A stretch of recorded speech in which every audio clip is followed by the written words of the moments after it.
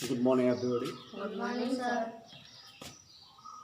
Last video, I am going to prepare type of and the kind of the sentence. All of them are know that there are the 5 type of the sentence. First sentence is assertive. Second one is interrogative. Third one is imperative. Fourth one is optative, and last one is the exclamative. I am telling about the all type of the sentence. What is the body structure and what is their type? What the quality of these sentences to be have, so there are different to each other. कौन सी quality होती है, क्या उसके आसपास होता है जिससे एक दूसरे से अलग करते हैं. तो मैंने सेंटेंस के बारे में 5 प्रकार के बारे में आपको बात की थी. लेकिन जब मैं बॉडी स्ट्रक्चर की बात करूंगा कि एक्चुअल हम लोग सेंटेंस को देखकर पहचानते क्या है. मैंने आपको बताया था 3 सेंटेंस हमारे लिए इंपॉर्टेंट होते हैं. नंबर 1 फर्स्ट असर्टिव, इसको साधारण वाक्य कहते हैं, सकारात्मक वाक्य भी कहते हैं, और इसका नकारात्मक दूसरा हिस्सा. दूसरा इंट्रोगेटिव, प्रश्नवाचक जो प्रश्न पूछने के काम करते हैं. तीसरा इंपेरेटिव, आज्ञा सूचक या फिर आज्ञावाचक. चौथा होता है ऑप्टेटिव, इच्छा, अंदर से निकलने वाली इच्छा सूचक या अंदर से भाव निकलता है, भाववाचक. लास्ट होता है एक्सक्लामेटरी. एक्सक्लामेटरी विस्मयादिभूषक, विस्मयादिवाचक. तो ये 5 प्रकार के वाक्य मैंने पहले बताए थे.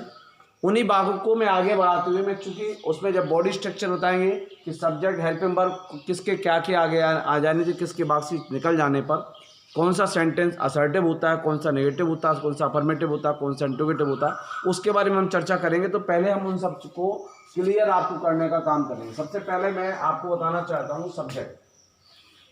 एक्चुअल सब्जेक्ट होता क्या है, कैसे इसको करते हैं, आइए इसके बारे में हम चर्चा करना चाहते हैं. सबसे पहले मैं आपको बता दूं माय डियर स्टूडेंट, सब्जेक्ट कल भी मैंने नेक्स्ट सेशन में मैंने जब वीडियो प्रिपेयर किया था तब भी मैंने आपको बताया था कि सब्जेक्ट जो होता है कार्य को करने वाला. अगर किसी भी सेंटेंस में वर्ब, जैसे Ram goes to Lalitpur, 1 Ram is a boy. Here is a 2 type of the sentence. You can pay attention toward these 2 sentences. Ram goes to Lalitpur. Here is go. Go means जाना, जाना means काम. तो राम उस काम को करने वाला, जो गो बोल रहा हूं मैं, कार को करने वाला एक व्यक्ति जिसका नाम है राम. नोटिस करिएगा, काम हो रहा जाने वाला, और जाने वाले कार को करने वाला व्यक्ति कौन है, राम. तो राम क्या कहला है, कार को करने वाला. तो सब्जेक्ट की परिभाषा यहाँ पे क्या हो गई कि जो सब्जेक्ट जो होता है, जो कार को करता है, उससे हम सब्जेक्ट कहते हैं. Ram is a boy, Ram एक लड़का है. राम एक लड़का है. तो राम के बारे में कहा गया एक लड़का. एक लड़का कौन है, दूसरा उत्तर आया आपका राम. किसके बारे में कहा गया, राम के बारे में. राम के बारे में क्या कहा गया कि वह एक लड़का है. यहाँ 2 परिभाषा आ रही, कार को करने वाला और जिसके बारे में कहा जाए. ये दोनों ही सब्जेक्ट कहलाते हैं. या किसी भी सेंटेंस का हीरो या नायक, मुख्य किरदार, उसको भी हम लोग सब्जेक्ट ही कहते हैं. तीनों कंडीशन में मैं आपको स्पष्ट करा देता हूं. सब्जेक्ट वो है जो कार्य को करने वाला है, जिसके बारे में वाक्य में कहा जाए, या जो वाक्य का हीरो हो, या जिसके बारे में शब्दों की प्रस्तुति की जाए, उसे हम सब्जेक्ट कहते हैं. तो हमने क्या देखा, हमने यहाँ पे इंपॉर्टेंट चीज देखी कि राम दोनों में कॉमन है. अब आप बात आती है कि सब्जेक्ट कितने प्रकार के होते हैं. माय डियर स्टूडेंट, सब्जेक्ट होते हैं वचन के हिसाब से. First singular and second one is a plural. इनको हम आइडेंटिफिकेशन भी कर सकते हैं. अगर मैं बता दूं किसी भी ह्यूमन बींग्स के लिए, मानव के लिए, सजीव के लिए अगर कोई आइडेंटिफिकेशन करती है तो उसके लिए नाउन और प्रोनाउन, केवल मैं बात कर रहा हूं सिंगुलर में, सब्जेक्ट के लिए नाउन और प्रोनाउन. तो नाउन और प्रोनाउन को सिंगुलर मीन्स कहलाता है एक वचन, प्लूरल माने बहुवचन. इंग्लिश में whenever any items, any pronouns, any proper noun whose identify only one person, that is called the singular, and 2 and more than 2, 2 और 2 से अधिक called the plural. Means just मैं आपको दोनों को लेके चलता हूं. सपोज दैट सिंगुलर में हम याद रखेंगे ही, कॉमा सी, इट, दिस के साथ आने वाला दैट एंड नेम. इतने जो होते हैं वो एक वचन के सिंगुलर में प्रोनाउन, और नोटिस कर लिए प्रोनाउन और नाउन, नाउन और प्रोनाउन दोनों को आइडेंटिफाई करने का काम करते हैं. ही सी इट दिस दैट ने। देखिए कभी कभार मौका मिलता है, smoking is a bad habit, धूम्रपान करना बहुत बुरी आदत है। तो यहाँ पे धूम्रपान करने वाली बात कर रहे हैं, स्मोकिंग की जो बात कर रहे हैं वो अपने आप में सब्जेक्ट के रूप में आ गया, वर्ब है, स्मोक करना माने धूम्रपान करना, लेकिन वो ऐसे यूज किया जाए जैसे जीरेंडेल, वो अभी चर्चा करेंगे। लेकिन हमारा मतलब क्या है कि औसतन जो बात होती है सब्जेक्ट की बात करें तो सब्जेक्ट में जो सिंगुलर आता है, एक वचन आता है, एक वचन होती ही सी इट दिस दैट ने। उसी प्रकार से प्लूरल के होता है यू बी दे दीज और दोस्त और टू ने, राम और श्याम। यहां पे अब यू बी दे दीज दोस्त टू ने, यू माने तुम, बी माने हम, बी माने बी इज इक्वल टू, अगर आप नोटिस करिए तो बी बराबर क्या होता है, ये बात हमेशा रही, बी इज इक्वल टू होता है यू प्लस आई।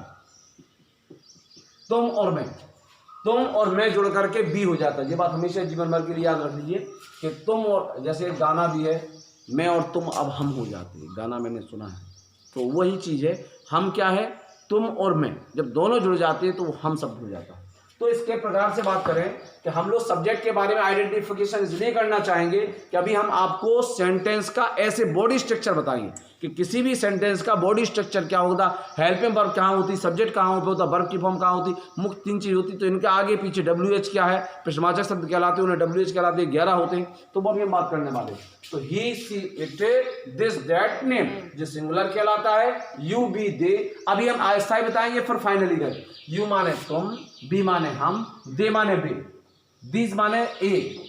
जब भी हम किसी शब्द, देखो दीज का निर्जीव के रूप में होता है, लेकिन जब किसी व्यक्ति की दूरी को बताते हैं, अगर कुछ स्टूडेंट दीज बॉयज, तो दीज बॉयज माने ए बॉयज, दोज बॉय वो बॉय, दीज गर्ल्स एक, दोज गर्ल्स। अब हम कहेंगे दिस बॉय, यह एक लड़का सिंगल होगा, दैट बॉय वह लड़का सिंगल। तो यहाँ पे सिंगल सिंगुलर की बात करेंगे तो दिस, आपको पता है दिस माने यह नजदीक की अवस्था बताता है, दैट माने वह दूरी की अवस्था बताता है। इसको ऐसा भी कह सकते हैं, मेरे हाथ पास के आसपास के एनवायरमेंट में जो चीज़ बहुत पास में होती उसके लिए दिस और दिस का प्रयोग करते हैं, और जो हमसे काफ़ी दूरी पे होती है, हमारी टेंडेंसी होती है कि कभी कभार कोई चीज़ हमसे दूर होती, छोटी दूरी पे है, कोई ज़्यादा दूरी पे, तो हम किस जो छोटी दूरी पर है उसको हम दिस का या दिस का प्रयोग करते हैं, और बड़ी दूरी वाले को दैट या दोस्त का भी प्रयोग करते हैं। लेकिन इनके साथ आने वाले जो शब्द हैं, जो प्रॉपर नाउन या किसी भी ह्यूमन बींग्स के बारे में कहा जाता है, तो वो शब्द हमारे जो कहलाते हैं वह डिस्टेंस बताने का काम करते हैं। तो इस प्रकार से, लेकिन इनमें मैंने एक को शामिल नहीं किया,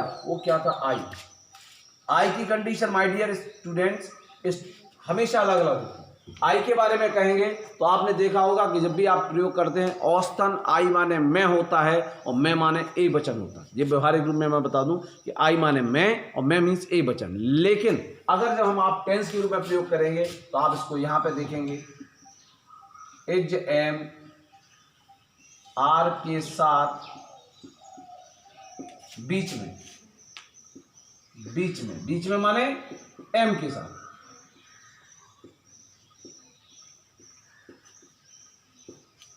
बाज भर में इसकी कंडीशन अलग होती है, बाज भर में बाज के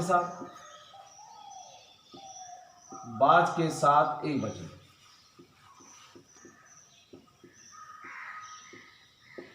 और इसके बाद बाकी सभी में बहुवचन। अगर आप करेंगे बात डज डिड में, हैजम में, बाकी सब बात करेंगे बाकी में बहुवचन, बाकी में कुछ जो भी बचा है उसके लिए बाकी बहुवचन।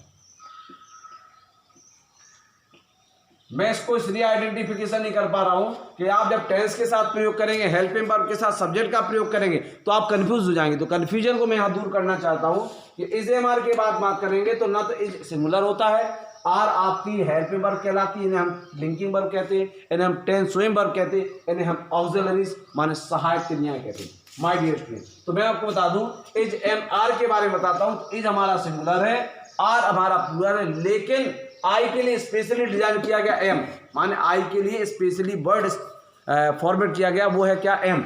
एम क्या है, ना तो सिंगुलर है ना प्लूरल है, जो स्पेशली आई के लिए आया, तो इसको हम कहेंगे कि बीच में त्रिशंकु की तरह। त्रिशंकु वो राजा था जिसे विश्वामित्र ने आसमान में भेजने, शरीर सहित भेजने की कोशिश की, लेकिन वहाँ देवी देवताओं ने उसे, वहाँ पे चूंकि नियम नहीं था, स्वर्ग में नहीं आ सकता तो कोई बॉडी से, तो उसको बीच में जाके स्थिर कर दिया और वहाँ पे एक सृष्टि निर्माण कर दिया जिसे कहा गया त्रिशंकु। तो त्रिशंकु माने जब कोई भी बीच की स्थिति होती है, जब जो कोई सरकार बनाता है, सरकार बनाने के लिए मैं आपको बता दूं, और सरकार क्लियर को उसको बहुमत नहीं मिल पाती, तो दो पार्टी, दो या दो से अधिक पार्टी मिलकर के सरकार बनाती, उसको त्रिशंकु लोकसभा या त्रिशंकु राज्यसभा, सॉरी विधानसभा कहा जाता। ओके, आइए टॉपिक आइए। तो मैं बता दूं, आई माने मैं माने व्यवहारिक रूप से आपका सिंगल एक व्यक्ति होता है, लेकिन इसके लिए जब आइडेंटिफिकेशन की करते हैं तो एज एम आर के साथ, एम के साथ बीच में होता है, बास बार में यहाँ पे एक वचन के साथ होता है। यहाँ देखो बीच में आ गया ना एक वचन ना बहुवचन, यहाँ आ गया एक वचन, लेकिन बाकी सही बात करेंगे डज डू की बात करेंगे तो डू के साथ रहेगा। नोटिस कर लीजिए, डज डू की बात करेंगे तो डू में डू के साथ रहेगा माने प्लूरल, और आप बात करेंगे क्या ये हैज हैव की बात करेंगे तो हैव के साथ रहेगा, ये नोटिस कर लीजिएगा। और डिड और हैड चूंकि सिंगल ही होते तो सिंगुलर प्लूरल में वहाँ पे आइडेंटिफिकेशन नहीं किया जा सकता। और बिल सेल की बात करते हैं तो बिल सेल में आपको पता है आई और बी फर्स्ट पर्सन के प्रोनाउन होते हैं सेल के साथ, बाकी सभी बिल के साथ, लेकिन ऐसा कुछ सही नहीं होता, क्योंकि अगर आपका क्रॉस मल्टीप्लिकेशन भी हो जाए, क्रॉस में भी आ जाते तो भी वही सही होते, क्योंकि मॉडल्स क्या कहलाते, मोड ऑफ फंक्शन कहलाते, तो उनके लिए कहीं बात कहीं नहीं है।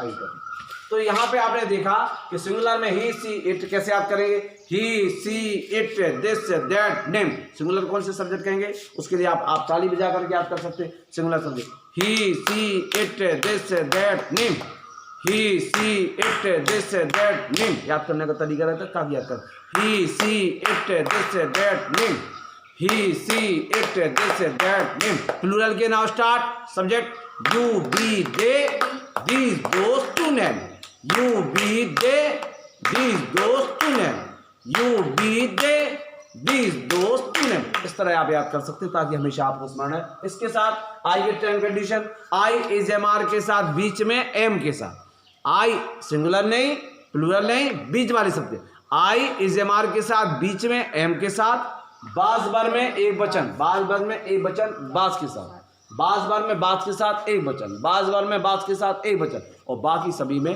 बहुवचन। क्योंकि आप डू की बात करेंगे तो डस डू डू डस सिंगुलर है, डू प्लूरल है, हैज़ की बात करें तो है सिंगुलर है प्लूरल है, तो आपके किसके साथ आएगा, बाकी सभी में बहुवचन में चला जाता है। ये कंडीशन हमारी किसकी होती है। तो आपको सब्जेक्ट के बारे में जानकारी प्राप्त हो गई, आपने नोटिस कर लिया होगा, मुझे विश्वास है आप इसको नोटिस कर लिए। अब हम ऑक्सिलरीज की तरफ जाइए, इसको नोटिस कर लिए एक सेकंड के लिए। Now next topic is subject भी हमने कंप्लीट किया है। नेक्स्ट टॉपिक है ऑक्सिलरीज। ऑक्सिलरी माने होता है सहायक क्रियाएं। इसके कुछ निकनेम भी होते हैं, तीन नाम से इसको अक्सर पुकारा जाता है, हेल्पिंग वर्ब, सहायक क्रिया, लिंकिंग वर्ब, संयोजन क्रियाएं, टेंस माने काल, सोई माने प्रदर्शित करने वाली क्रिया। तीन नाम से क्रिया के रूप में, चूंकि क्रिया का ये भाग होता है, मेन क्रिया होता है, मेन क्रिया को दो हिस्सा में बांट दिया जाता है, एक तो आपकी ऑक्सिलरीज कहलाते, दूसरे मेन वर्ब कहलाते। तो ऑक्सिलरीज और मेन वर्ब दो कहलाते। तो ऑक्सिलरीज जो हमारे कहलाते सहायक क्रिया होती है, जे हमारे बाकी में नहीं आती। सपोज दैट जैसे I would write as example, Ram is going, मुख्य काम है गो, गो माने जाना, जाना माने काम को करना, जाना जाना काम, लेकिन इसके लिए इसका प्रयोग किया गया। हम कहते हैं Ram is a boy. Suppose that मैं बात कर लूं कि एक हमारा वर्ड ये फिश है, ये सब्जेक्ट है, इन दोनों को जोड़ने का कौन सा काम कर रहा है, एज। इसको संयोजन क्रिया भी कहते हैं। सहायक माने जो सहायता करते। कभी कभार इसका उपयोग भी किया जाता है कि भैया जी जब हमें इंट्रोगेटिव बनाना रहता तो हमारा ये आगे आ जाता, इज राम गोइंग, तो इंट्रोगेटिव का भी काम करता है, इसी सहायक क्रिया को दे। टेंस शोइंग वर्ब, इज हमारा बता रहा है कि यह वाक्य हमारा काम है प्रेजेंट कंटिन्यूअस टेंस में, जिसे टेंस शोइंग वर्ब भी कहते हैं। इस प्रकार से तीन नाम, हेल्पिंग वर्ब सहायक क्रिया, लिंकिंग वर्ब संयोजन क्रिया, टेंस शोइंग वर्ब और सहायक काल को प्रदर्शित करने वाली क्रियाएं इस रूप में कहा जाते हैं। इनको दो रूप में बांटा जाता है, इन्हें कहते हैं प्राइमरी। प्राइमरी माने आपका प्राथमिक। इनके तीन समूह होते हैं, डू बी है। डू में तीन सदस्य होते हैं, डस और डू, और तीसरा होता है डिड। डिड एसपी कहलाता है, एसपी माने सिंगुलर प्लूरल, डस कहलाता सिंगुलर और प्लूरल। आपका ये प्रेजेंट टेंस को शो करता है, ये पास्ट टेंस को, अभी मैं बताने वाला हूँ। नोटिस करिए प्राइमरी में पहला तीन ग्रुप होते हैं, डू बी है। नोटिस प्राइमरी में तीन ग्रुप होते हैं, डू बी है। डू में दो मेंबर होते हैं, डज डू, ये इंडेफिनिट मतलब प्रेजेंट टेंस को शो करता है। एसपी में subject singular and plural. Notice करिए सिंगुलर एंड प्लूरल। और डिड क्या होता है, सिंगुलर प्लूरल, चूंकि एक ही वर्ड है तो सिंगुलर के साथ भी डिड आएगा और प्लूरल के साथ भी डिड आएगा। बी में आपके होते हैं आपके पांच, is am are, next one होता है बाज वर्ब, जैसे मैं बता रहा हूँ, singular is a, plural are है, एम केवल डिजाइन किया गया है या केवल आज बना रखा है वो किसके लिए, विशेष दर्जा दिया गया है इसमें आई के लिए। अब बार बार ये सिंगुलर है, दूसरा प्लूरल है, इसके बाद आ जाता है हैव में आपके आते हैं तीन ऊपर की तरह as it is, has have and have.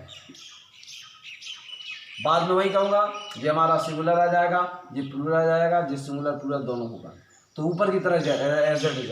अब नोटिस कर लीजिएगा, जिसकी बात करते हैं ये हमारे प्रेजेंट में और ये हमारे पास्ट में यूज किए जाते हैं। आपके ये प्रेजेंट की है और ये हमारी कितनी है, पास्ट की। तो हमेशा जान लीजिए प्राइमरी में तीन समूह होते, डू बी हैव। आप ऐसे याद करिए, प्राइमरी में कितने समूह होते, तीन समूह होते, डू बी हैव, डू में कितने मेंबर होते, डज, डू, डिड। कैसे देखिए, प्राइमरी में कितने समूह होते, तीन। कौन कौन से, डज, डू, डिड। आपको इस साइड का हाथ, दो हाथ का इस्तेमाल करना, डज राइट हैंड से, does, do, did, does, do, did. Present, present, past, past, does, do, did, does, do, did. Present, present, past, past. आपको ये स्पष्ट करना है कि डज डू जो है वो प्रेजेंट है और डिड जो है वो पास्ट है। आप फिर दोबारा याद करिए, डज डू डिड, हैंड से आपको याद रखे तब, डज डू डिड। मैं दूसरा हाथ यूज कर रहा हूँ क्योंकि ये प्रेजेंट, प्रेजेंट, पास्ट, पास्ट, तो ये प्रेजेंट है। इसी तरह बी का क्या कहेंगे, is am are was were, is am are was were. Present, present, past, past, is am are. Is am are was were को टू टाइम करना और प्रेजेंट, प्रेजेंट, पास्ट, पास्ट को करना one time. Is am are was were, is am are was were. Present, present, past, past, is am are was were, is am are was were. Present, present, past, past. उसी प्रकार से तीसरा बनाता है, have क्या आता है, notice कर लीजिए, डू का प्रयोग जो वर्ब की क्रियाएं होती हैं उन वाले टेंसों में इंडेफिनिट टेंस माने कार्य के स्वारंभ के लिए किया जाता है। बी का प्रयोग कंटिन्यूअस, कंटिन्यूअस माने लगातार या जारी रहना, तो ऐसे वाक्यों के लिए किया जाता है। और हैव माने होता है समाप्त, परफेक्ट, परफेक्ट माने पूर्ण, समाप्त, तो उनके वाक्यों के लिए प्रयोग। अभी मैं डिटेल में आपका जाऊंगा, लेकिन अभी इसके बाद हैव क्या देखना है, has have had, has have had. Present, present, past, past, present, present, past, past, एक बार कहना है आपको, ठीक। तो इस तरह से प्राइमरी में आपके इस तरह होते। अब हमें मॉडल्स में क्या आता है, मॉडल्स में आपको पता कर रखा, बिल है, बोर्ड है, सेल, शोल्डर, कैन, ऑर्डर, में एक दूसरे के पास्ट होते और अगला होता मस्ट। मस्ट के बाद डियर आता और टू आता है और नीडेंट, ये भी आपके कहलाते हैं। लेकिन मुख्यतः जो हमारे मॉडल्स होते हैं इन्हें हमें याद करने का तरीका क्या होता है, बिल चूंकि हमारा सीधा रहेगा, इसका पास्ट होगा वुड, तो मैं बिल वुड में जस्ट अपोजिट बोलूँगा। पहले से नोटिस करना अपोजिट, बिल, बोर्ड, सेल, सोड, can, code, may, might, must, must में बात बनना, बिल, बोर्ड, सेल, सोड, can, code, may, might, must. Bill, board, cell, सोड, can, code, may, might, must. Bill, board, cell, सोड, can, code, may, might, must. आपको present, past, present, past, present, past. Bill present होता, past इसका power, cell present, present type में माना जाता है तो ये फ्यूचर, चूंकि हमने बता रहा ये मोड ऑफ फंक्शन कहलाते हैं, इन्हें मॉडल्स कहते हैं, तो इनके लिए कोई भी टेंस निश्चित नहीं किया, लेकिन फ्यूचर टेंस में किसी भी सहायक क्रिया नहीं होती, तो दो सहायक क्रिया मांग लेते, बिल और सेल, मैंने बता रखा। प्रेजेंट इंडेफिनिट के लिए बिल सेल का प्रयोग कर देते, प्रेजेंट कंटिन्यूअस की will shall be, present perfect will shall have और present perfect continuous will shall have been. अगर हम टेंस के हिसाब से बात करेंगे, इंडेफिनिट में present indefinite does do, present continuous is am are, present perfect has have, present perfect continuous has have been, future indefinite did, future continuous was were, future perfect had, future perfect continuous had been. My dear student, अगर आपने इस तरह से तैयार कर लिया तो tense chart automatic ही हिसाब से सेटल मैंने कर रखा है, तो टेंस चार्ट ऑटोमेटिक ही क्लियर हो जाता। तो यहाँ पे हम बात कर रहे थे, will, would, shall, should, can, could, may, might, must. आपको तैयार करने का तरीका मैंने आपको बता रखा। आपके प्राइमरी मॉडल्स तीन होते, डू, बी, हैव। इसमें हम चूंकि अभी इसलिए बता रहे हैं क्योंकि मैं आपको सेंटेंस क्लियर करना, और सेंटेंस माय डियर स्टूडेंट जब क्लियर करेंगे तो उसके लिए हमें इन सब का प्रयोग करना पड़ेगा, तो उसको लिए ज़्यादा जरूरी है, ठीक है। आप इसको नोटेट करना, ओके। नेक्स्ट, जैसे मैंने बता रखा था, वर्ब, वर्ब मीन्स क्रिया। क्रिया की चार अवस्था होती है, बी की फर्स्ट, बी की सेकेंड, बी की थर्ड, बी की फोर्थ, इंग्लिश वाली। कैसे होता है, आइए तो मैं इसके लिए करूँ। एक अगर पहला होता हमारा ईट, ईट की होती सेकेंड एट, ईटेन और ईटिंग। इनको अगर टेंस वाइज अगर हम स्पष्ट करें तो कुछ ऐसा होता है, बी की फर्स्ट फॉर्म केवल इंडेफिनिट के लिए आती है, बी के सेकेंड फॉर्म पास्ट इंडेफिनिट के केवल अफर्मेटिव के लिए, नेगेटिव में आपकी ऐसे बी की फर्स्ट फॉर्म आ जाएगी और डिड आ जाएगा, वो मैं बाद में डिस्कस करूँगा। बी की थर्ड फॉर्म परफेक्ट कार्य के पूर्ण होने का बोध कहलाती है, और बी की इंग क्रिया की चौथी अवस्था कहलाती है। बी की इंग वह किसी भी कंटिन्यूस, चाहे कंटिन्यूस वाक्य हो या परफेक्ट कंटिन्यूस वाक्य हो, दोनों वाक्यों में बी की इंग आती है। इस प्रकार से क्रिया की 4 अवस्थाएं होती है, जो कि अगला हमारा स्टेप, इन्हें हम केवल बी की फर्स्ट, बी की सेकेंड, बी की थर्ड और बी की इंग से हम लोग आइडेंटिफिकेशन करते हैं। जैसे हमने कहा ईट क्या है, वो बी की फर्स्ट है, एट बी की सेकेंड है, ईटेन बी की थर्ड है और ईटेन क्या है, बी की इंग अवस्था है। इस प्रकार से 4 क्रियाएं हमारी आपको दिखाई पड़ रही है, बी की फर्स्ट, बी की सेकेंड, बी की थर्ड और बी की इंग हमारी 4 क्रियाएं, तो ये नोटेट कर लीजिएगा, क्योंकि इसके बाद फिर हम डब्ल्यू एच बना करके आपको तुरंत पहुँचते हैं। आइए my dear student, W H क्या है, W H is a question mark word, the word who is using to ask any question or the inquiry questions called the WH। WH वो शब्द होते हैं जो इंक्वायरी क्वेश्चन का काम करते हैं, डबल इंटरोगेटिव का काम करते हैं। इनके कुछ समूह होते हैं, हुज का एक समूह होता है जो सजीव, किसी भी सजीव व्यक्तियों को जानने की कोशिश करते हैं, हूँ सब्जेक्ट के लिए, हूँ ऑब्जेक्ट के लिए, और हूँ सब्जेक्ट ऑब्जेक्ट दोनों के लिए। इनके बारे में डिटेल में बाद में जाएंगे। भाट और विच निर्जीव वस्तुओं की जानने की कोशिश करते हैं, दोनों लगभग आंसर पीछे साइड में आते हैं, और आवश्यकता अनुसार में सबसे पहले सब्जेक्ट भरा जाता है, और अगर सब्जेक्ट का स्थान जो प्लेस है वो फील्ड है तो फिर ऑब्जेक्ट को लिस्ट किया जाएगा। व्हेन और वेयर कब और कहाँ, यह समय बताता है, समय ना दिया हो तो वाक्य से पहले वाला काम इसका उत्तर होता है। वेयर स्थान बताता है, भाई क्यों, क्यों माने कारण, यह सबसे ज़्यादा टिपिकल अगर क्वेश्चन माना जाता है कि भाई आ जाता है, क्योंकि भाई का क्वेश्चन का प्रत्येक क्वेश्चन का आंसर उसके एक लाइन से दिया जाता है, लेकिन भाई क्वेश्चन का आंसर एक लाइन से ना दे करके पूरा पैराग्राफ से दिया जाता है। इसका आंसर दिया जाता है 2 रूप में, बिकॉज और सो, बाद में बताएंगे। हाउ माने कैसे, कैसे माने तरीका, हाउ मैनी कितने, ये गिनती मात्र बताता है, हमारे काउंटिंग, हाउ मच मात्रा, हाउ फार दूरी को बताता है। तो ये प्रकार के इन सब में अगर कॉमन चीज़ देखा जाए तो सब में डब्ल्यू एच होता है, इसलिए मैंने इसको डब्ल्यू एच वर्ड के रूप में भी इसको जानते हैं। सबका एक कॉमन चीज़ है कि डब्ल्यू एच वर्ड होता है। सब में देखिएगा, सब में एक चीज़ कॉमन दिखाई दे रही है, डब्ल्यू एच। इन दोनों में डब्ल्यू एच आगे पीछे हो गया, फिर नोटिस कर लीजिए, ये डब्ल्यू एच है, ये डब्ल्यू एच है, ये डब्ल्यू एच है, ये डब्ल्यू एच। तो आप देखेंगे इन सभी वर्ड में डब्ल्यू एच कॉमन होता है, इसलिए इसे डब्ल्यू एच वर्ड के नाम से भी पुकारते हैं।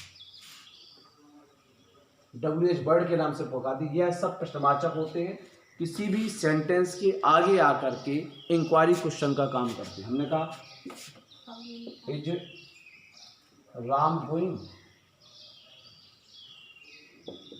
क्या राम जा रहा है। अगर इसके आगे कर दे भेन, भेन माने कब, कब राम जा रहा है, तो भेन एक तो इंटरोगेटिव है ही, लेकिन इसके आगे एक और आ जाता है तो इसे दूसरे सामने डबल इंटरोगेटिव कहते हैं, या ऐसे क्वेश्चन को इंक्वायरी क्वेश्चन भी कहते हैं।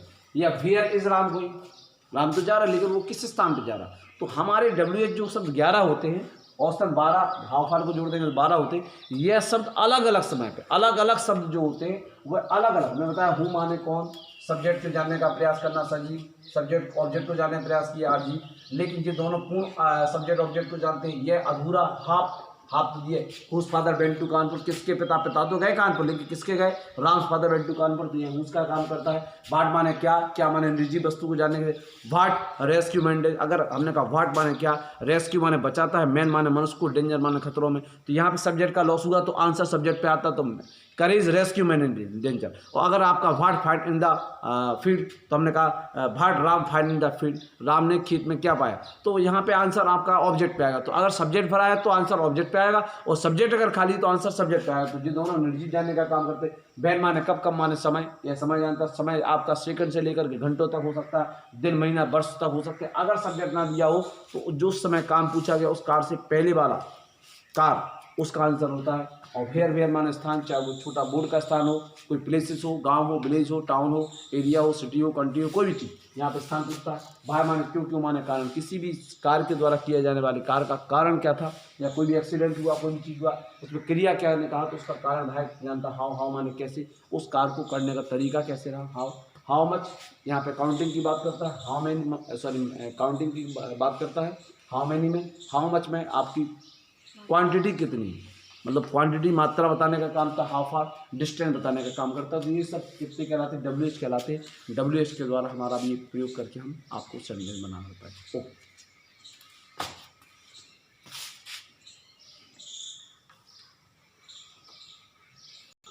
आइए हम पहले असर्टिव, इंट्रोगेटिव, इम्परेटिव सेंटेंस की मैंने पहले बात की थी। आज मैं उसको बॉडी स्ट्रक्चर बनाऊंगा, उसकी बॉडी में क्या क्या स्ट्रक्चर रहता है, क्या क्या कैसे कलेक्ट होकर के वो हम लोग टेंस को सेंटेंस को हम स्पष्ट कर पाते हैं, तो उसके बारे में चर्चा करने वाले हैं। असर्टिव में एक्चुअल क्या होता है, सबसे पहले माय डियर स्टूडेंट अब सब्जेक्ट होता है। सब्जेक्ट के बाद होता है हेल्पिंग वर्ब, मैंने पहले बता रखा है। इसके बाद होता है आपकी वर्ब की फॉर्म हो सकती है कोई भी चीज़। इसके बाद हम ऑब्जेक्ट हो भी सकता, प्लस यहाँ पे हमने वाला कॉम्प्लीमेंट माने अतिरिक्त जो भी चीज़ है उसको डिजाइन होती है। सबसे मेन डिजाइनिंग होती है माय डियर स्टूडेंट 3 वर्ड, जो आपको 3 दिखाई दे रही है, सबसे मेन डिजाइनिंग होती है। इसी को असर्टिव का अफर्मेटिव कहते हैं। इसको असर्टिव का क्या कहते हैं, अफर्मेटिव। अफर्मेटिव माने क्या कहलाता, सकारात्मक। सकारात्मक या स्वीकारात्मक, मैं किताब पढ़ता हूँ, मुझे स्वीकार है, मैं सकार रहा हूँ, तो इसको सकारात्मक वाक्य कहते हैं। जब आपके वाक्य में helping, Ram is not, helping verb के बाद यहाँ पे इस जगह पे नॉट और नेवर, नोटिस करिएगा, नोट माने होता है नहीं और नेवर माने कभी नहीं। नो का प्रयोग यहाँ नहीं हुआ। नो तो उस तरह आपका क्या होता है, no I am not going to bazaar, नहीं मैं बाजार नहीं जा रहा हूँ। तो ना जैसे शब्द के लिए नो का इस्तेमाल होता है, या आगे हम जब शब्द लगाते हैं तो वहाँ पे नो का प्रयोग होता है, और जब बीच में ना का इस्तेमाल लगाते हैं तो हम लोग क्या कहते हैं, नॉट करते हैं। तो माय डियर स्टूडेंट, जब भी हम बात करते हैं तो इसके लिए क्या डिजाइन होती है, इसकी आप डिजाइन भी कर देखना चाहें तो आपको इसको देख सकते हैं कैसे होगा। नोटिस करिएगा, नेगेटिव के लिए subject helping verb plus not और नेवर। नॉट माने नहीं और नेवर माने कभी नहीं, क्रिया की अवस्थाएं। और इसके बाद हमने बता रखा कोई आवश्यकता नहीं होती क्योंकि डिजाइन हमारी यहाँ करेंगे। तो आप ये जान लीजिए, जिस बाप जो आपको कैसे पता करना, केवल आपकी नज़र हेल्पिंग वर्ब। आपको पता है अर्जुन ने जब वो चिड़िया की आंख पे तीर लगाना था तो सबकी निगाह तो किसी की डाली में थी, किसी के पेड़ पे थी, किसी के पक्षी पे थी, लेकिन अर्जुन की केवल जो नज़र थी वो केवल आंख ही दिखाई दे रही थी। तो माय डियर स्टूडेंट, उसी प्रकार से मैं आपको बता दूं, आपको अगर नज़र रखना है तो हेल्पिंग वर्ब की पोजीशन को देखनी पड़ेगी। इन तीनों में हेल्पिंग वर्ब की स्टेटस से आप बड़े आसानी से किसी भी सेंटेंस को आप स्पष्ट कर सकते हैं कि यह आपका असर्टिव है, इंट्रोगेटिव है या इम्परेटिव। इन असर्टिव माने साधारण वाक्य, आपको पहले बता चाहिए वर्णात्मक वाक्य होता है। इंट्रोगेटिव माने प्रश्नवाचक वाक्य होता है, या प्रश्न पूछने का काम करते हैं। इम्परेटिव माने होता है आज्ञावाचक या आज्ञासूचक वाक्य कहलाते हैं। इनको कैसे नोटिस कर सकते हैं, तो पहला आप समझे, अगर जिसकी हेल्पिंग वर्ब सब्जेक्ट के बाद होती है, नोटिस करिए हेल्पिंग वर्ब सब्जेक्ट के बाद होती है तो वह बात असर्टिव का अफर्मेटिव कहलाता है। अगर इसके साथ नॉट और नेवर आ जाता है तो नेगेटिव कहलाता है। उसी प्रकार से इंट्रोगेटिव क्या होता है, मैंने कहा मेरे भैया, हेल्पिंग वर्ब से मैंने कहा एक छोटी सी बात कही, प्लीज़ मेरे पास कोई भी इंट्रोगेटिव बनाने वाला नहीं, क्या आप मेरा एक छोटा सा काम करेंगे, आप इंट्रोगेटिव बनाएंगे? तो उन्होंने कहा हाँ भाई मैं बना दूंगा। तो हमने कहा ठीक है, तो आपके लिए कुछ अंतर करना पड़ेगा। तो हमने हेल्पिंग वर्ब को ला करके क्या किया, आगे लिया helping verb plus subject plus verb की फॉर्म, नॉट में वर्ब हो सकता है। इसके बाद माने जिन वाक्यों में हेल्पिंग वर्ब सब्जेक्ट के आगे आ जाती है वह वाक्य क्वेश्चन मार्क बनता है। क्वेश्चन मार्क और आपके इन वाक्यों का साइन जो होता है वो आपका बिंदु होता है, इसको कहते हैं फुल स्टॉप। इस साइन बताता है ये वाक्य फुल स्टॉप है। दोनों का साइन होता है, इंपरेटिव का भी फुल स्टॉप होता है, नोटिस करिएगा। लेकिन क्वेश्चन मार्क के साइन में क्या होता है, क्वेश्चन मार्क होता है। तो माय डियर स्टूडेंट, क्या होता है, जिन वाक्यों में सब्जेक्ट के आगे हेल्पिंग वर्ब आती है वो वाक्य इंट्रोगेटिव कहलाती है। अब अगर आपके डबल इंट्रोगेटिव क्या होता है, हेल्पिंग वर्ब के आगे भी अगर आप WH आ जाए, यहाँ पे आपका WH प्लस हेल्पिंग वर्ब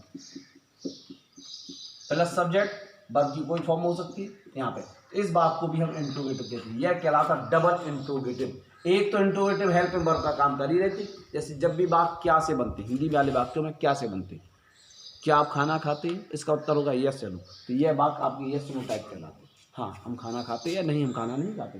तो जब भी हेल्पिंग वर्ब सब्जेक्ट के आगे आ जाती तो वह बात कौन से बनते हैं, इंट्रोगेटिव बनती है, इन्हें यस नो टाइप इंट्रोगेटिव वाक्य कहा जाता है। लेकिन जिन वाक्यों में WH उसके आगे आ जाता है, भाट इज राम ईटिंग, तो यहाँ पे डबल इंटू भाट और इज भी आ गया, राम के आगे इज है हेल्पिंग वर्ब है, इसके आगे व्हाट है, तो WH प्लस हेल्पिंग वर्ब दोनों वाक्य जब आ जाते हैं तो 1 इज इक्वल टू 2 को कहते हैं डबल इंट्रोगेटिव वाक्य कहलाते हैं, या इन्हें इंक्वायरीज क्वेश्चन कहलाते हैं, क्योंकि इसका उत्तर आपका हाँ नहीं में नहीं होता, इन्हें आपको पूरी तरह से विस्तृत रूप से बताना पड़ता है, इसलिए इसका उत्तर हाँ होना ही नहीं होता। तो ऐसी स्थिति में आप नोटिस कर लीजिएगा हेल्पिंग नजर कहाँ पे होना चाहिए, केवल helping verb, helping verb subject के बाद है असर्टिव, हेल्पिंग वर्ब सब्जेक्ट के आगे है इंट्रोगेटिव, और हेल्पिंग वर्ब और सब्जेक्ट है ही नहीं। नोटिस करिए सब्जेक्ट भी नहीं आ रहा है और प्लस हेल्पिंग वर्ब भी नहीं आ रही है, और आपका नोटिस कर लीजिए क्रिया की फर्स्ट फॉर्म से ही शुरू होता है, यह हमने BF लिखा था, बी की चारों हो, लेकिन ऐसे वाक्य हमारे कहलाते हैं इंपरेटिव सेंटेंस कहलाते हैं। ओपन द डोर, यहाँ पे आपका ना तो सब्जेक्ट है ना हेल्पिंग वर्ब। नोटिस करिए पहले में असर्टिव में सब्जेक्ट के बाद हेल्पिंग वर्ब होगी तो बात असर्टिव कहलाता है, हेल्पिंग वर्ब सब्जेक्ट के आगे आ जाती है बात इंट्रोगेटिव कहलाता है, और हेल्पिंग वर्ब जब आती नहीं है, हेल्पिंग वर्ब आती नहीं है तो उस सब्जेक्ट को भी नहीं आने देती, तो ऐसी स्थिति में बात हमारा इंपरेटिव कहलाता है।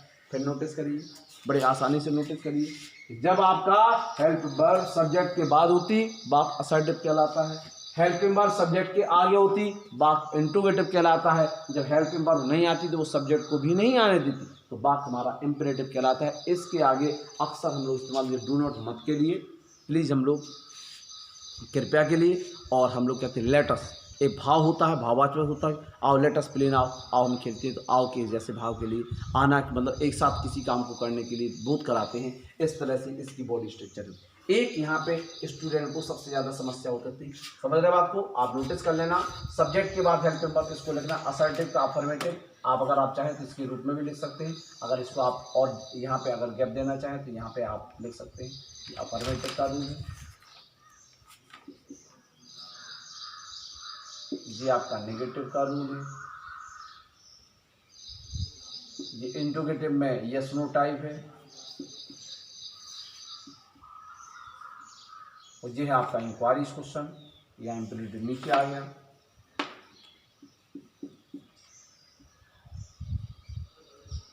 और ये आपका कहलाएगा अब आपका जो होगा इंपरेटिव यहाँ पर होगा।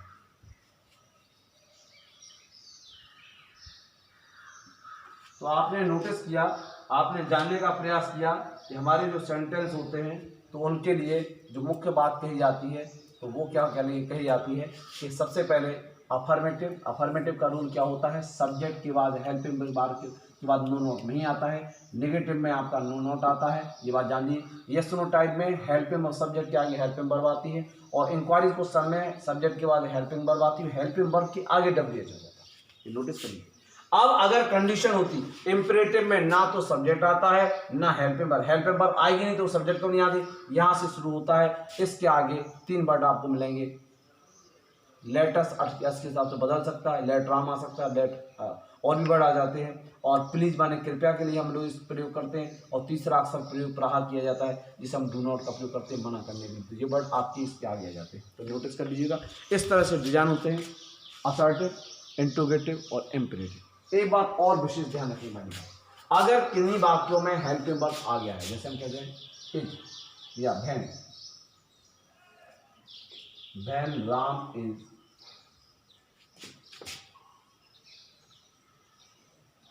वैन माने कब होता है, जो पृष्ठवाचक शब्द होता है, वैन माने जब होता है, तो नोटिस कर लीजिए वैन अगर किसी बात के राम की मतलब आ जाता है, लेकिन इस जो हेल्पिंग वर्ब है वह सब्जेक्ट के बाद है, तो बात क्या होगा असर्टिव, ऐसी स्थिति में यह बात असर्टिव होता है। इसका साइन जान लीजिए, इसका साइन असर्टिव का साइन जो होता है किसी भी सेंटेंस का फुल स्टॉप होता है, इंट्रोगेशन के लिए जो साइन का प्रयोग किया जाता है क्वेश्चन मार्क का प्रयोग किया जाता है, और इंपरेटिव साइन के लिए भी हम लोग क्या का प्रयोग करते हैं। तो जब भी हम फुल स्टॉप देखेंगे तो फुल स्टॉप देख करके हम समझ सकते हैं हो सकते हैं चार हो सकते हैं असर्टिव असर्टिव हो सकते हैं, इम्परेटिव हो सकते हैं और ऑप्टेटिव हो सकता है, एक्सक्लेमेटिव। चूंकि हम मैं चाहता हूं कि हाई स्कूल बेस तक आपके मुख्य तरह से 3 सेंटेंस का प्रयोग हो जाता है, असर्टिव, इंट्रोगेटिव, इम्परेटिव। तो इन तीनों में सबसे ज़्यादा डिफरेंस की जरूरत है। एक कंडीशन और है, अगर किसी भी सेंटेंस में WH आता है लेकिन हेल्पिंग वर्ब सब्जेक्ट के बाद है, ऐसे स्थिति में वाक्य आपका असर्टिव होगा और यहाँ पे भेन माने कब नहीं होगा, भेन माने जब होगा। और अगर भेयर है, भेयर माने कहाँ नहीं होगा, भेयर माने जहां होगा। आप नोटिस कर लीजिए, अगर वाक्य आता है वेयर, हम कहें where where you have gone, एक क्वेश्चन आ गया तो आप देख रहे हैं WH लगा है, WH को हमने देखा, हम तुरंत बोल दिया वाक्य हमारा interrogative. No my dear, WH के आने से कोई वाक्य असर्टिव और इंट्रोगेटिव नहीं हो सकता। WH मीन्स प्रश्नवाचक वाक्य शब्द आने के कारण कोई भी सेंटेंस इंट्रोगेटिव नहीं होता। उसके लिए आवश्यकता है हेल्पिंग वर्ब का कहां पर होना। अगर हेल्पिंग वर्ब सब्जेक्ट के बाद है तो WH आया हो या ना आया हो, वाक्य आपका असर्टिव होगा। अगर आपकी WH या हेल्पिंग वर्ब सब्जेक्ट के बाद है, WH आया हो या ना आया हो, वाक्य आपका असर्टिव होगा। लेकिन अगर WH है, जैसे इसी वाक्य को मैं बनाता हूं, है यू, ये आपका इंट्रोगेटिव है। आपकी नजर कहां पे होना चाहिए, WH पे। अगर WH सब्जेक्ट के आगे है तो वाक्य आपका इंट्रोगेटिव होगा। WH को ऐसे समझिए, हेल्पिंग वर्ब मैं आपको बताऊं, सपोज दैट जी मेरा हेल्पिंग वर्ब, सपोज दैट ये मेरा हेल्पिंग वर्ब है और ये हम सब्जेक्ट लेते हैं, दो और मार्क, ये सब्जेक्ट हेल्पिंग वर्ब। नोटिस करिए, हेल्पिंग वर्ब और सब्जेक्ट। अब स्थिति में है तो वाक्य असर्टिव है, लेकिन जैसे ही ये स्थिति ऐसी होती है, हेल्पिंग वर्ब सब्जेक्ट के आगे आता है, वाक्य आपका इंट्रोगेटिव हो जाता है। और हेल्पिंग वर्ब सब्जेक्ट नहीं आती, वाक्य आपका इंपरेटिव हो जाता है। नोटिस कर लीजिए, ये क्या है, सब्जेक्ट। नोटिस करिए, ये क्या है, सब्जेक्ट। अगर आप भूल जाए तो मैं आपको बताऊंगा, ये सब्जेक्ट, यहाँ देखिए,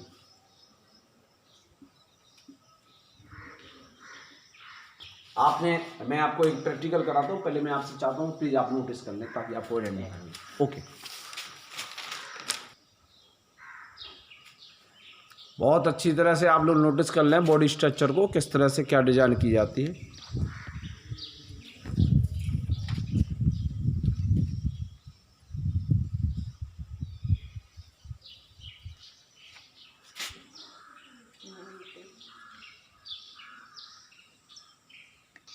मैं आपको समझाना चाहता हूं, तो मेरे पास दो मार्कर हैं, एक तो रेड है और एक ब्लैक है। तो मैं आपको इसलिए आइडेंटिफाई करा रहा हूँ। तो रेड को आप मान लीजिए सब्जेक्ट, बिल्कुल ऐसे में खड़ा हूँ, ये आपकी हेल्पिंग वर्ब है। Helping verb, auxiliaries, linking verb, tense verb, ये आपका सब्जेक्ट है। सिंगुलर प्लूरल, सिंगुलर में ही, सिंगुलर में याद है, नोटिस है, he, she, it, this, that, name. Plural में you, we, they, this, those, two, name, ये दोनों आपके कहलाते हो। और लास्ट होता है आपका आई। तो यहाँ पे आपको हेल्पिंग वर्ब पता है। प्राइमरी और मॉडल्स दो प्रकार के होते हैं। प्राइमरी में होता है डू, बी, हैव। मॉडल्स में होता है बिल, वुड, कैन, शुड, ये आपको पता है, will, would, should, can, could, be, might. तो मैं आपको बताता हूँ कि वाक्य असर्टिव क्या होगा जब सब्जेक्ट आपके आगे, नोटिस करिए सब्जेक्ट, यहाँ सब्जेक्ट दिया, सब्जेक्ट आके और हेल्पिंग आपके उसके बाद हो, ये बात कहलाती है असर्टिव। अब अगर नो, नोट, नेवर का प्रयोग हुआ, मतलब नॉट और नेवर का प्रयोग हुआ तो निगेटिव होगा, नहीं तो असर्टिव का अफर्मेटिव कहलाता है। जो ही सब्जेक्ट आपके हेल्पिंग वर्ब के आगे आता है, हेल्पिंग वर्ब सब्जेक्ट के आगे आती है, हेल्पिंग वर्ब है, देखिए ये सब्जेक्ट के आगे आती है, वाक्य हमारा इंट्रोगेटिव हो जाता है। इससे मतलब नहीं आगे WH हो या ना हो, यहाँ WH है तब भी डबल एम इंट्रोगेटिव होगा। अगर ये कंडीशन है, सब्जेक्ट आपका पहले है, हेल्पिंग वर्ब बाद में है, तो ऐसे स्थिति में WH आ भी आएगा, WH हमें यहाँ 11, तो ऐसे स्थिति में वाक्य आपका असर्टिव ही होगा, क्योंकि हेल्पिंग वर्ब सब्जेक्ट के बाद है। अगर इसके आगे मैंने अगर WH, सपोज दैट ये मेरा WH है, ये WH है, सपोज दैट डस्टर जो मैं बता रहा हूँ वो WH है, या एक हम मार्कर प्रयोग करते हैं आपका ब्लू, ब्लू को मैं यहाँ पे कर रहा हूँ WH, WH जो है हमारा ब्लू है। तो माय डियर स्टूडेंट, क्या मैं एडजस्ट करना चाहता हूँ, अगर मेरा यही चीज है, हेल्पिंग वर्ब और सब्जेक्ट, इसके आगे आपका WH आ रखा, देखिए WH आ रखा, लेकिन WH आगे है, मैं क्या दूंगा इंट्रोगेटिव, नहीं, हमारा हेल्पिंग वर्ब अगर सब्जेक्ट के बाद है, हेल्पिंग वर्ब सब्जेक्ट के बाद है, या देखिए क्या लिख रहा है, हेल्पिंग वर्ब सब्जेक्ट के बाद है, आगे अगर WH आ भी गया है तो वाक्य हमारा असर्टिव होगा, वाक्य हमारा असर्टिव होगा। और WH नहीं भी आया है और हेल्पिंग वर्ब सब्जेक्ट ये है, हेल्पिंग वर्ब ये है, तो वाक्य हमारा इंट्रोगेटिव असर्टिव होगा, इंट्रोगेटिव होगा, असर्टिव क्या असर्टिव होगा। हेल्पिंग वर्ब सब्जेक्ट के बाद होती है, हेल्पिंग वर्ब सब्जेक्ट के बाद होती है, तो ऐसे स्थिति में वाक्य हमारा हेल्पिंग वर्ब सब्जेक्ट के बाद होती है तो वाक्य हमारा असर्टिव होता है, और हेल्पिंग वर्ब सब्जेक्ट के आगे आ जाती है वाक्य हमारा इंट्रोगेटिव हो जाता है। इसके अगर आगे आपका WH आ जाता तो ये कहलाता है डबल इंट्रोगेटिव। लेकिन माय डियर स्टूडेंट सुने, अगर आपका हेल्पिंग वर्ब सब्जेक्ट के बाद है, हेल्पिंग वर्ब सब्जेक्ट के बाद है, हेल्पिंग वर्ब यहाँ है सब्जेक्ट के बाद है, और वाक्य के आगे WH आ जाए तब भी हेल्पिंग वर्ब का है, सब्जेक्ट के बाद है, और वाक्य के आगे क्या आ जाए WH, तो भी वाक्य हमारा असर्टिव ही होता है। और अगर हेल्पिंग वर्ब नहीं आएगी, हेल्पिंग वर्ब ने कहा मैं नहीं आ रहा हूँ, तो उसने कहा ए सब्जेक्ट आप भी नहीं जाना वाक्य में, तो दोनों ही बाहर हो गए। हमारी बात में क्रिया की फर्स्ट फॉर्म से शुरू होता है, तो ऐसी स्थिति में क्रिया की कोई अवस्था नहीं आती, प्रथम अवस्था आती, तो ऐसी स्थिति में वाक्य हमारा इंपरेटिव कहलाता। आज आपको स्पष्ट आया होगा असर्टिव, इंट्रोगेटिव, इंपरेटिव। एक बार नोटिस कर लीजिए, हेल्पिंग वर्ब से जो प्रारंभ होता है वो वाक्य कहलाती है यस नो टाइप, या केवल इंट्रोगेटिव कहलाते हैं, और WH से जो शुरू होते हैं हेल्पिंग वर्ब के साथ तो लगा ही है, नोटिस कर लीजिएगा ये चीज। हमारा हेल्पिंग वर्ब जो है वो सब्जेक्ट के आगे आ रहा था, तो वाक्य कहा जाएगा इंट्रोगेटिव या यस नो टाइप। लेकिन जो ही आपका WH आपके आगे आएगा तो ये कहलाएगा डबल इंट्रोगेटिव। एक तो इंट्रोगेटिव का काम कर रहा था, एक और आगे आ गया, नोटिस कर लीजिए, एक तो इंट्रोगेटिव का काम कर ही रहा था, एक और आ गया, तो इसे एक को कहते हैं दो माने डबल। सब्जेक्ट पीछे हेल्पिंग वर्ब के बाद आगे WH, सब्जेक्ट हेल्पिंग वर्ब और हेल्पिंग एक इंट्रोगेटिव, और एक के बाद फिर एक और डबल इंट्रोगेटिव, इसे कहते हैं डबल इंट्रोगेटिव या इंक्वायरीज क्वेश्चन कहे जाते हैं। और जब ये दोनों नहीं आते हैं, WH का काम नहीं होता, वो आते ही नहीं है, तो ऐसे स्थिति इंपरेटिव। तो आपको पता चला असर्टिव, इंट्रोगेटिव, इंपरेटिव का बॉडी स्ट्रक्चर क्या होता है, कैसे हम पहचान करते हैं। माय डियर स्टूडेंट, अगर हम बात करें तो मैं एक दो एग्जाम्पल की बात करता हूँ। आइए,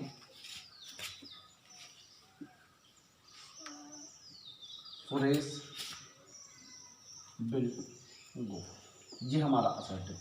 हेल्पिंग वर्ब ये मॉडल है, हेल्पिंग वर्ब है, ये सब्जेक्ट के बाद है, ये सब्जेक्ट है, ये हेल्पिंग वर्ब है, तो ऐसी स्थिति वाक्य हमारा क्या होगा असर्टिव। असर्टिव का अफर्मेटिव, अगर असर्टिव की बात करें तो अफर्मेटिव कहलाता है। लेकिन इसके बाद जो ही हम नोट का प्रयोग करते हैं, जैसे हम कहेंगे सुरेश विल नॉट गो, ऐसी स्थिति में नॉट का प्रयोग जो हम करते हैं तो ये कहलाता है असर्टिव वाक्य होगा। लेकिन असर्टिव का क्या होगा, नेगेटिव वाक्य होगा। नोटिस कर लीजिए, नॉट और नेवर का जो ही हम प्रयोग करते हैं वाक्य हमारा नेगेटिव हो जाता है। और जैसे ही हम बात करते हैं दूसरे सेंटेंस का, इंट्रोगेटिव का, हम बिल को आगे लेके आते हैं कि नहीं, बिल को हमें आगे लेके जाना, तो हम कहेंगे बिल सुरेश गो, हमारा बात दोनों में असर्टिव है, हमारा डॉट आएगा, डॉट मीन्स हमारा फुल स्टॉप, तो बात हमारा इंट्रोगेटिव है। बिल सुरेश गो हेल्पिंग वर्ब है, इसको सब्जेक्ट के आगे ले लिया, बिल सुरेश गो, हमारा बात इंट्रोगेटिव हो जाएगा। और अगर हम WH लगा दें, वैन बिल सुरेश गो, तो ऐसी स्थिति में बात हमारा एक और एक दो, यहाँ दो आ रखा, इसलिए डबल इंट्रोगेटिव हो जाता है, इसे हम इंक्वायरी क्वेश्चन कहते हैं। फिर चारों में समझ लीजिए, जिन वाक्यों में हेल्पिंग वर्ब सब्जेक्ट के बाद आती वो वाक्य असर्टिव कहलाती है, इनका जो साइन होता है वो डॉट कहलाता है या फुल स्टॉप कहलाता है। और अगर इनके बाद अगर नो, नॉट और नेवर आया है तो नेगेटिव, और नहीं आया है तो अफर्मेटिव। नेवर और नॉट नेवर आया है तो आपका कहलाता है नेगेटिव, और नहीं आया तो अफर्मेटिव। इसके बाद होता है आपकी हेल्पिंग वर्ब सब्जेक्ट के आगे हेल्पिंग वर्ब आ जाए, बात हमारा इंट्रोगेटिव हो जाता है। और हेल्पिंग वर्ब के आगे अगर कोई भी WH आ जाता है तो बात हमारा कहलाता है डबल इंट्रोगेटिव। और जिस स्थिति में हमारा जब कोई भी वर्ब आता ही नहीं है, जैसे मैं कहूँ go there, give me a glass of water, ऐसे बात जो क्रिया की प्रथम अवस्था से शुरू होती, फर्स्ट फॉर्म की शुरू होते हैं और इनके आगे सब्जेक्ट और हेल्पिंग वर्ब नहीं होता है, ऐसे वाक्य हमारे वाक्य इंपरेटिव कहलाते हैं। आवश्यकता अनुसार हम लोग प्लीज का प्रयोग, please give me a glass of milk,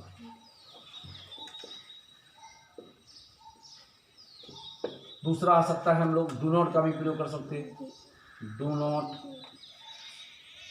run fast, तेज मत दौड़ो, यहाँ मत का प्रयोग हो सकता है। यहाँ पर हो सकता है लेट अस प्ले नाउ, यहाँ पे लेट अस का मतलब आओ भाव के साथ हम लोग प्ले खेलने वाली शब्द के लिए हम बात करते हैं। तो इन वाक्यों में एक बार नोटिस कर लीजिए, इन सभी वाक्यों में क्रिया की पहली अवस्था से ये लोग प्रारंभ होते हैं।